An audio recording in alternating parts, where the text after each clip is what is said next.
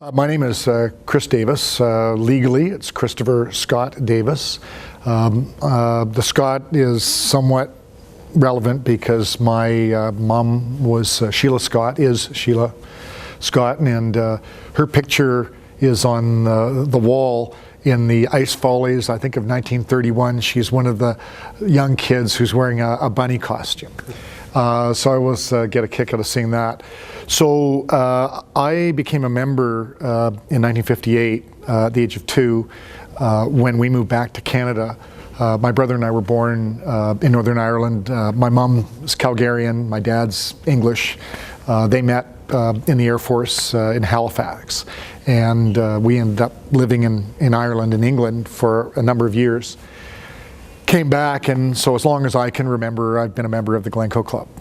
And I believe my mom joined at a very young age, obviously 1931, but she would have been, well, maybe it was 1933 that the picture's there, but the club started in 31, and my grandfather, Colonel Fred Scott, I believe was one of the founding members.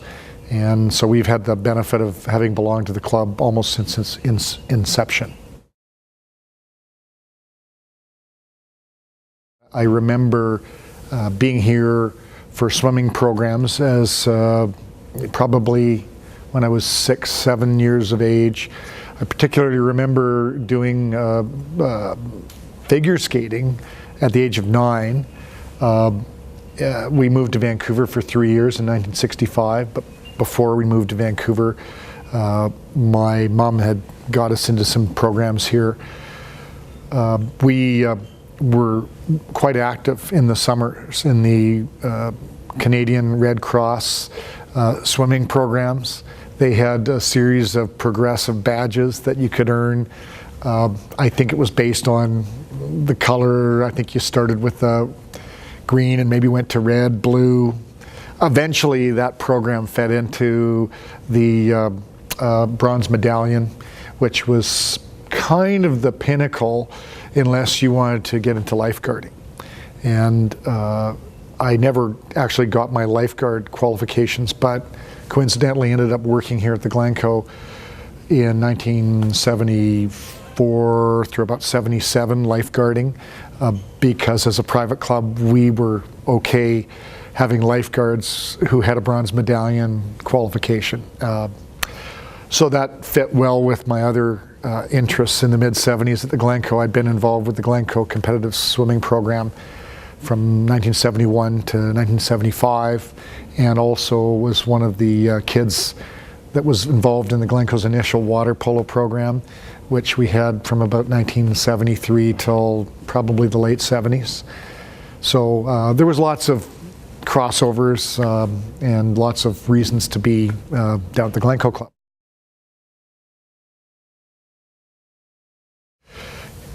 Hard to sort of pick a favorite memory, so many of them. Overall, I have fond memories of my teenage years. My cousins, the Turner family, lived right up on the top of the hill. So I had kind of this triangular route. We moved back to Calgary in 1968 and moved way out in the southwest in the small community of Bel Air. And that made it convenient to take the number 3 bus down to the Glencoe. And I would spend a lot of time visiting with my cousins who lived up at 3004 8th Street. And my grandparents were at, I think, 2320 8th Street. So they were across from Earl Grey School, and my cousins were above the Glencoe.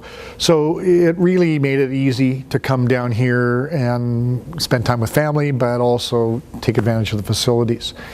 So spent a lot of time here in the early 70s and as a teenager, and got to know, I think one of the great things about the Glencoe was you had a chance as a young child to get to know people beyond your limited world of the children you knew from either school or church. And so I was in the public system. I got to meet lots of people at the Glencoe who were in the separate system, and they're people I know to this day. So it was a wonderful mixing place to meet people of other backgrounds and experience. And so I think that was maybe the most interesting memory from my 70s, or from the 1970s. Oh, there's a lot of things that happened down here. I remember in the late 60s, in what was the teen room, which I think is now, it became the fitness room at one time, and I think now it's part of the ladies' locker room, the area kind of immediately adjacent and to the west of the bowling area. There was a slender room there that used to open up out onto the outdoor tennis courts. And they used to have, I think, a kids' film night down here where they would actually play probably second or third run movies. And I, for some reason, remember two movies from that era. I think there was The Russians Are Coming, and I think it was Dr. Goldfoot and the Bikini Machine. Two stellar movies that weren't quite on par with Lawrence of Arabia, but were products of the 60s. So that was one of the things that the Glencoe offered for early teens back in the late 60s. The teen room evolved, and ultimately with the addition of what is now the West Room and the daycare portion of the building in the late 60s, that area, before it was a daycare and before it was a fitness area, was actually the second or third incarnation of the teen room. And we used to have I think a ping pong table in there, and a jukebox, and it was a real hangout for the 12 to 15-year-olds, and we got bored of ping pong, so we used to play a game in there called Blow Ball, where we would get down on our knees, and probably 3 or 4 of us on a side would sit there and proceed to direct the ping pong ball around the table without a net to earn points or some form of victory. There was lots of shenanigans at the Glencoe. We had security here. There was a fellow, again, back in the early 70s, I think his name was Dean Vanell. I think Dean was also involved with security at the Hudson's Bay downtown. Big, kind of burly guy, fairly tall. I'm sure he was at least 6'1" and probably 240, probably played football at some point, and had kind of a threatening presence, but maybe in some ways that was what was needed for what I would argue was an abundant number of teenagers that were the product of the late baby boom generation. And the Glencoe had a number of security folks over the years. Dean comes to mind, and there's several others too. Often they were more elderly, maybe ex-military. Andy McWalter, I think, was here. Fred, whose name escapes me at the moment, but also an ex-naval guy. And of course, we had some women too. We had Pearl, and there was another elderly woman before her. I might have mentioned Andy McWalter. And I vaguely remember some of the others. We had another fellow, Fred, who used to live in one of the buildings across the street that the Glencoe owned, and I think provided for some of its staff. So interesting from that side, how we used to handle security in those days. I do remember that the winters seemed to be awfully cold and snowy when we're children. Maybe that's a misguided recollection, but back in the early 70s, it seemed to be pretty cold, and the roads were covered with compacted snow and ice, and it was a very popular pastime on 29th Avenue to go bumpering, which would mean we'd slip in behind vehicles who had actual bumpers, chrome bumpers, and with the ice fog coming out of the exhausts, you could easily jump in undetected and get a pretty good ride most of the way down 29th Avenue. The best cars, of course, were the Volkswagen Beetles because they had a really nice smooth bumper, especially after 1969.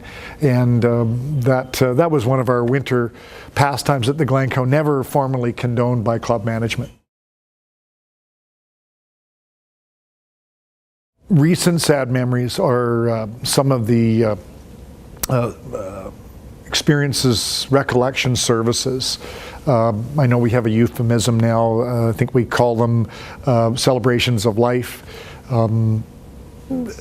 particularly for younger members of the club. We've had some recent losses in the last 5 years of young children of members, and we have had probably our worst parking problems in the community around the Glencoe rising from these events, because frankly when young members pass away so early and haven't had a chance to experience life, it really draws in our community. And I'm very pleased that that's something that the Glencoe's been able to offer to its membership, are these opportunities to gather as a community and reflect on the lives of some of these folks. And of course, we've had similar experiences with other club members, middle-aged and senior. And that's part of the Glencoe family. We benefit, I think, by having this great history of families having long memberships in the club and having generational involvement with the Glencoe. So sad on the one hand to lose club members, again, particularly young ones, but happy in the sense that we're able to come together at the Glencoe and share those experiences in a very, I think, welcoming environment. I live relatively close by. I live in the community of Park Hill, the operative word being hill. So on the morning of I think the Friday of the flood event, I think it was June 20th or 21st, but the Friday morning it was raining still. I had been out the previous night, coincidentally, and was at a movie and ran into our receptionist, Anne, at the time, believe it or not, seeing an apocalyptic disaster movie, World War Z or Z, and didn't really appreciate that it was going to be such a big event. I'd been at an appeal board hearing the Thursday afternoon. There were suggestions that people needed to go home and make preparations, but I don't think any of us expected that the flood would be as cataclysmic as it was. It was very, very humbling, and to see the power of the river looking down from Park Hill near the Southern Alberta Old Timers Lodge, and seeing the river flowing down all the streets and avenues within East Elbow Park. It literally was moving at high velocity between all the houses. So devastating for that community. And most of the homes in that particular part of the community, I think the flood not only filled their basements, but went in many cases halfway up their main floor. The Glencoe comparatively did reasonably well. We were, some might suggest, we benefited by the city's putting up a temporary dam on 5th Street that diverted some of the water. But the Safeway store, for example, nearby, the waters came up to their front doors but didn't come in. In a similar fashion, the waters came up to our east side of the building and didn't actually come in the doors. Now, we experienced flooding down in the basement area below Curling, and so we had heavy damage down there, and ultimately we've rebuilt all of that area. We also had flooding in the outdoor pool, which I think led to some leaching into the indoor pool, and we had flooding of the parkade at the lower level, which frankly reminded me of a flood we had, I think, back in '87 in the summer, where the parkade also got flooded that time from backup sewer drains in the area. So, and I had a car in there, as did many other Glencoe members, and believe me, you don't want to have your vehicle flooded. They'll tell you they can fix it sometimes, but it's never the same. So we did feel the impact in 2013 from the Elbow River flood. Obviously, it's a concern for us going into the future. we had a greater impact, I think, at the golf club. We had a flood in 2005 and I think maybe in 97. So these flood events are very important for the club going forward. I know we've purchased things like tiger dams to try and respond to the immediacy of flood events. But ultimately, both the golf club and the downtown club are in the Elbow River Valley. And at one time, both the golf club and the downtown club lie in areas where the river actually did flow. It's only in modern times that we now have the current location of the river. So we have to recognize that, and obviously we're looking for some future action from the province of Alberta and the city of Calgary that will hopefully try to mitigate some of these problems for those of us who have activity in the Elbow River Valley in the future. Well, it was interesting being in Vancouver between 1965 and 68 because I'd had some cognizant memory of the Glencoe prior to the age of 9, and then spent this time in Vancouver. And so in Vancouver, my participation in sports was different. It was doing community programs, gym and swim programs, used the Kerrisdale community rec facility. It was a modest but I think comprehensive facility that had a library and a gym and meeting rooms and offered all kinds of programming. So that was a great facility as a public facility. It didn't have what we seem to have in Calgary, which are like mega facilities with wave pools, but it fulfilled a function and it still exists today. I went for other programs down at the Downtown Y in Vancouver. But very, very public programs and offered at very reasonable prices. Comparing that to the Glencoe private club, that clearly is a more expensive place to join and to participate in. Obviously, there were subtleties in the Glencoe's delivery of services. Glencoe was able to offer more under one roof. Able to offer experienced professionals. I mean, I have an early memory of getting badminton lessons from Jim Powell and having swimming lessons, I think, from Henrika DeWard, and I'm trying to think of some of the other instructors that were down here. Of course, former club general manager, CEO Ray Brett was, I was here when he arrived in 1972 or 3 as a swimming instructor. So the club has benefited over the years very much from its high quality club professionals. I mean, everybody, I think, probably could tell us about Chanarong Rattanasingh, his I think cousin Rapi Kanchanarapi, some of the other people that we've had in teaching squash, tennis, swimming, and curling, and golf, Don Price. We've had tremendous people at the Glencoe. So I think that's the unique thing that the Glencoe has had to offer, and that, and of course the family kind of experience that's been offered at the Glencoe. And I really hope, and I benefit, I think, by being on the Glencoe board currently and for the last 4 years, because I believe we still have to go a little bit further to continue to support the Glencoe being an affordable family option for our current and future members. Well, the club evolves. We're currently in the middle of a $22 million expansion program. It's a lot of money.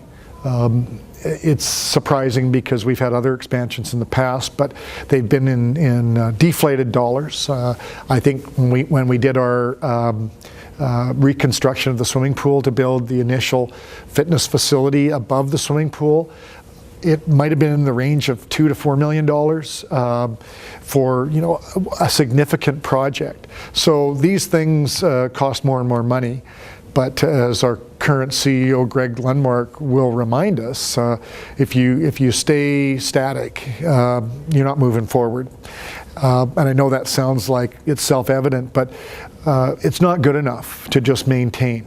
We aspire to being one of the premier family sports clubs in Canada, And in order to stay in that level, we have to continue to tap into our members' opinions. We survey our members probably extensively every 5 years or so, and we review those results, and that gives us some direction to in how we want to move the club forward. So the current project that we're in the process of completing said that we needed to address squash facilities. Even more so, it said we needed to address parking on site, and we needed to address fitness. And so the current expansion program is going to more than double the size of the fitness area. We're going to add about 52 new parking stalls. That, I think, benefits our membership and our guests, but it also benefits our partners in this experience, the adjacent Elbow Park community, many of whom are club members. So, and I'm very pleased that we got their support when we move forward with this expansion proposal, because we haven't had such a collegial relationship in the past. I think back in 2004 we tried one previous application for a development permit for the site, and we were turned down at the Development Appeal Board for a range of reasons. So we, I think, learned from that experience and have worked hard at being a better neighbor to the community that we live in. So it was 1962, I think January. So at the time, gosh, I would have been sort of six years old. I guess five years old. So even though I was pretty young, because my cousins lived right up the hill, they had basically the loge view of the fire. I understood it started in the kitchen. And that the club, frankly, was all wood. It was a tinderbox, kind of waiting for an event, unfortunately. And I think that club management at the time and the board were very concerned about fire and fire safety. But ultimately, it was a fire that went out of control. We've all seen the pictures in the hallways where there's a very good representation of the event and the reconstruction of the club. So I think because we lived down on Royal Avenue at the time, which seemed like long ways away, but just probably less than a mile away, we ended up hearing about it kind of secondhand from our cousins who were viewing the entire event from above. So catastrophic for the club, but like Phoenix out of the ashes, it really gave the club a chance and an opportunity to revitalize and come up with a modern version of what was kind of a dated facility. So not that that's the recommended program for renewal, but the club board and club management at the time took advantage of their insurance proceeds and of some foresight and built the core of the club that we have today. The only thing I think that was left, that sort of makes sense, was the relatively new 3-year-old outdoor pool, which stayed in its form, that form, probably for another at least 25 years until we built the current configuration of the outdoor pool, which we're going to continue to use with this new expansion. Well, I feel very privileged to be a member of the Glencoe. I suppose I benefit from the family opportunity with my grandparents having been members. I suspect that allowed us to come into the Glencoe relatively easily in 1958. I suspect at that time we didn't have the waiting list that we have today. The club has experienced over the years times of financial challenge. I'm quite surprised that back in the 1930s, the Glencoe put on an ice volley show that I think contributed something like 25% of the annual revenue of the club. So we haven't been perhaps as well structured financially in the past as we are today.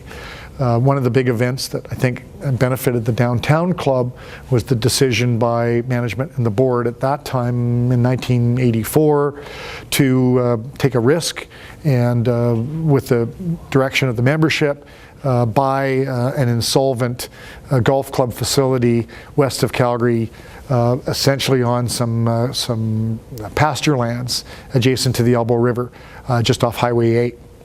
And so that decision has benefited both the golf club because of the support of the downtown club at that time, and the downtown club because of the relationship between the two. And so that's been a good thing, I think, for the club to have that kind of financial solvency. Again, I was surprised to hear that the Glencoe didn't actually own the land that it sits on until, I think, the late 50s. It was owned by the city of Calgary, and we acquired it, I believe, according to our our 50-year anniversary book, for about $40,000. So contrary to popular misunderstanding, I don't think that we ever owned the adjacent Elbow Park Lane lands. That was never in the cards. Perhaps we might have had an option to pick it up at one point, but the Glencoe wasn't always that solvent, and so just buying our lands, I think, was a tremendous decision. So looking back, two big decisions financially for the Glencoe: buying our lands here downtown in the late 50s, and then in the mid 80s, buying the golf course lands. Not sure, there's probably a few. The one that I recall was maybe the fitness fad or trend. I'd have to say it's not a fad any longer. It's been around for numerous decades, but I was away between 1981 and 1984 in Vancouver, again, going to UBC for my law degree. And when I returned in 1984, the Glencoe seemed to be into this fitness thing. We had more equipment, and we were, I think one of our instructors at the time was Angela Mosca, ended up marrying one of our members, Cameron Mason. They've not resided in Calgary for many years, but both obviously Glencoe member, Glencoe employee, got to meet in the early fad of the fitness craze, and I suspect we had a few other stories like that. But that was the era of Jane Fonda and Olivia Newton-John singing "Let's Get Physical," and the club was right in on that trend. But I think building on that trend, we've seen club member Helen Vanderberg, for example, start from a trend but build a very viable business model on fitness. And I think that's been one of the interesting evolutions of the Glencoe, is that we try to adapt to the needs of our members. And while we may have started being a rackets and social club, we've seen some things dissipate over the years. Apparently we had lawn bowling at one time out on the south side of the building. We of course had outdoor tennis and outdoor skating. We'd convert the tennis into outdoor skating in the winter, and that's where our present parking lot is now. So things do evolve, and now we have a $22 million expansion featuring fitness area. So I'm pleased that the Glencoe is not stodgy, is not fixed in time, and that we continue to monitor the needs of our members and evolve the club in a way that's responsive to our members' wishes. I don't know that I remember well Stuart Aitken, but there's a plaque and a picture of him down in our lobby. I obviously remember and know our club's senior management over the years. Jim Powell was a club badminton professional. Before him, I think Dave Follansby, also a badminton professional. Ray Brett came from the swimming experience. I knew of our current CEO, Greg Lundmark, when he was involved with the Downtown Bankers Hall Club, and I obviously at the Winter Club before that. So I think we've had we did have I think it was Henry Goldsmith, who was briefly a club general manager in the late 60s, early 70s. I'm not sure that was a highlight, but we've had a pretty good track record of management leadership over the years. Well, I think the senior management, obviously they stand out, but overall I think it's our staff. We have tremendous staff at the Glencoe. We've got a great history of longevity with our staff. We're constantly recognizing people for 10, 15, 20, 30 years of employment at the Glencoe. And while I've heard some people suggest that we must be paying these people too much, otherwise they wouldn't stick around, I think as much as we think of the Glencoe family being the membership, I also appreciate that we're supported on the membership side by the Glencoe staff family. And I hope that we can continue to have a strong staff and management team in the future.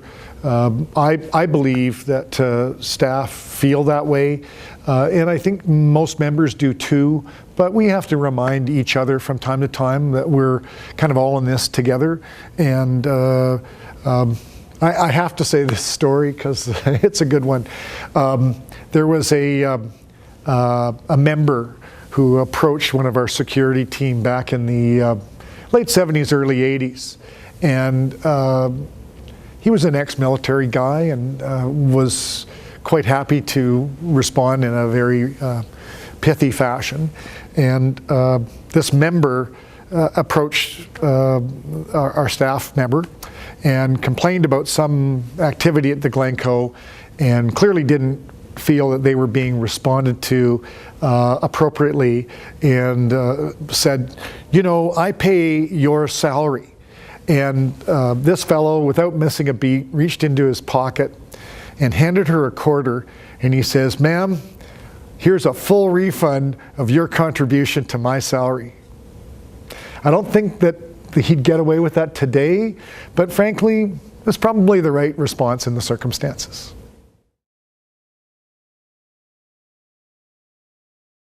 I think the Glencoe, it's interesting, we operate under the same articles, memorandum and articles of association that were created back in 1931.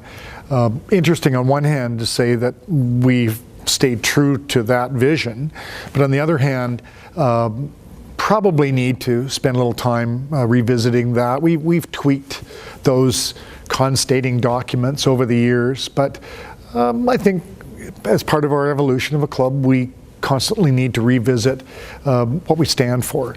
I know that the board went through an exercise in looking at board governance just prior to my joining it 4 years ago, and we still operate under those governance documents today. But we always have to keep revisiting it. I like to sit here and quote you our mission and vision in short, snappy sentences, but it's too long for me to remember. So if I can't remember exactly about, you know, creating fantastic experiences for the communities we serve, but being able to embody it or express it, then maybe it's time for us to spend a little time on that again. So we always need to be looking at who we are and where we want to go. And I think every board and everybody who's ever served on the Glencoe board has always believed that. The board changes over time. It's volunteer based. We have, I think, been very successful in attracting some of the bright stars in our community and in our membership into positions of leadership on our board. And I hope that that continues. I know I got involved in the board because the Glencoe has given me a lot over my life, and I believe in giving back. And I hope that over the 6 years that I will be on the board, that I'll been able to contribute to the Glencoe and give back a little bit in response. The Glencoe has been my albatross. The Glencoe has always been a factor in my decision on where to live. Other than a 3-year experience out in Valley Ridge on the west side, I've always lived probably within a couple of miles of the Glencoe, because I wanted to take advantage of being able to be here. And I know, unfortunately, that has been a problem for some of our members who have moved further away. And I think the further away you are from the Glencoe, the more likely that you may not continue to use the facility as much, or probably even more likely that your kids aren't going to use the Glencoe in the same way. So I know my cousin moved over near the Westside Rec Center. That's been more of their focus, and I believe that they let their membership lapse. The Glencoe, for me, has been a factor in where I've chosen to live. It's made my living in Calgary, I think, a better lifestyle. Try to take advantage of the club's programs and activities and leagues and fitness facilities. And it socially too has been a lot of fun over the years. We've had great activity in our pub, no matter what name it's been under, since it started in the late 80s. We've had darts leagues and other activity. It's been a gathering spot for Winter Olympic gold medal games. There's all kinds of, I think, shared experiences that the Glencoe has had in the past, and I expect that they'll continue to be here, and we'll have more of them in the future. Value your Glencoe membership. If you move away, keep an out-of-town membership. Really think about how you might help your kids stay involved in the Glencoe. It's a wonderful club, and as a board member, we see requests that are regular and routine, saying, you know, I was a member until I was 22, and I started to take up my membership, but I moved away, and I never thought I'd come back. But, you know, never say never. The Glencoe is really a tremendous family, sports, social, and recreation club, and there are few like it to the same caliber. In Calgary, I think we really only have two that can be spoken of in the same fashion, the Glencoe and the Calgary Winter Club. And probably there are opportunities for other clubs of this type, but they're not easy to get going. There's a lot of hurdles to create this kind of opportunity. And we're the beneficiaries of the decision of Ernie McCullough and others, Ted Gooder and the whole board back in the 1930s to take that leap of faith, invest time and money in a piece of city land, and work effectively in collaboration with the city to create a private but affordable family club. And I know some people reflect on it today and say, how affordable is it? My objective as a board member and that of the boards, I believe, is to try and keep this club affordable, family focused, and looking forward into the future for the next generation so that they can benefit from our efforts just as we benefited from the efforts of Ernie McCullough and those who started the club in 1931.